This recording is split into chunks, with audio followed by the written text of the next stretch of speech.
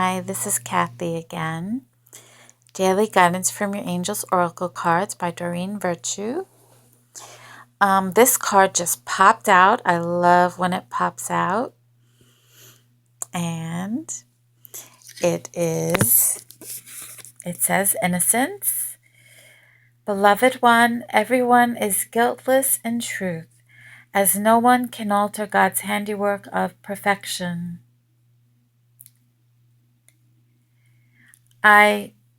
This is not true, actually.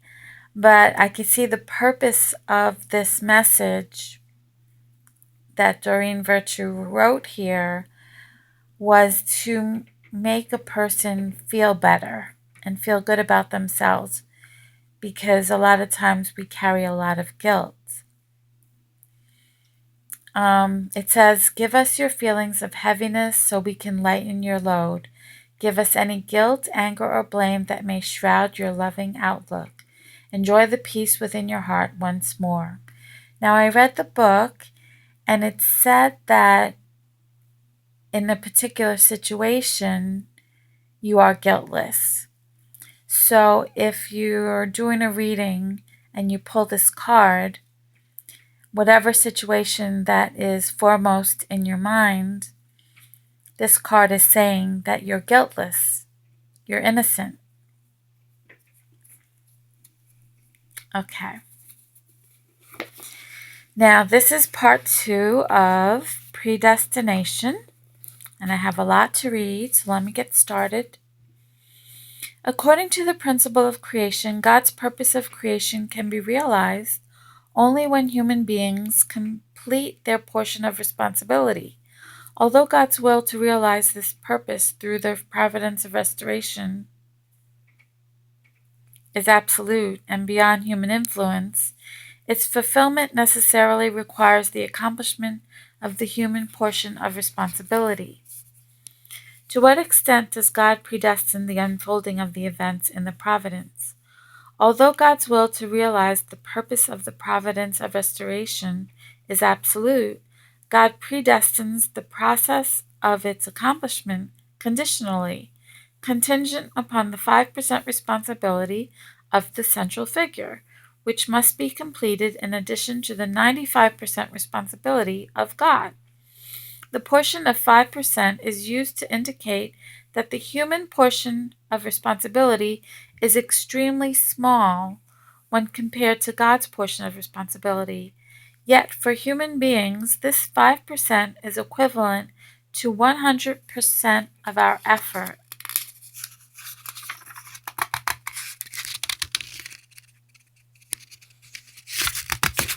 I'm sorry, I'm having trouble turning the page. Okay. Adam and Eve were to become the good ancestors of humanity, conditional upon fulfilling their responsibility to obey God's commandment not to eat of the fruit. Accordingly, God did not absolutely predestine that Adam and Eve would become our good ancestors. The same holds for all fallen people. Even though God predestines someone for a particular mission, God's 95% responsibility and the person's 5% responsibility must be accomplished together before the person can complete his given mission and fulfill God's will. If the person does not complete his responsibility, he cannot become the person God has purposed him to be. Let us next examine God's predestination of central figures in the providence of restoration. As was in the case with God's creation, his providence of salvation, a work of recreation, cannot be completed in an instant. It begins from one point and gradually expands to cover the whole. Therefore, in the providence of salvation, God first predestines one person to be the central figure, and then calls him to a mission. What qualification should the person possess to merit such a calling? First, the central figure must be born into the chosen people. Next, even among the chosen people, he must come from an ancestral line with many good accomplishments. Among the descendants of this outstanding lineage, he must be endowed with the requisite character. Among those with the requisite character, he must develop the necessary qualities during his early life.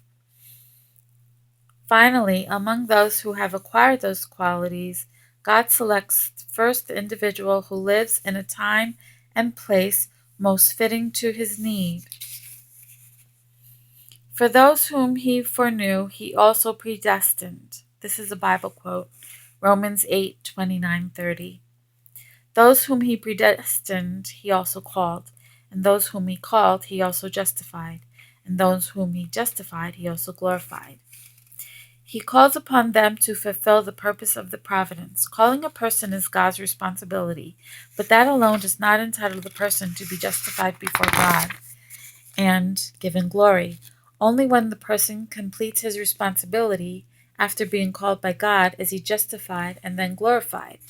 God's predestination concerning an individual's glorification is thus contingent upon the completion of his portion of responsibility. Because the biblical verse does not mention the human portion of responsibility, people may misinterpret it to mean that all affairs are determined solely by God's absolute predestination. People such as John Calvin have propounded the doctrine of absolute and complete predestination, which is widely believed even in our present day.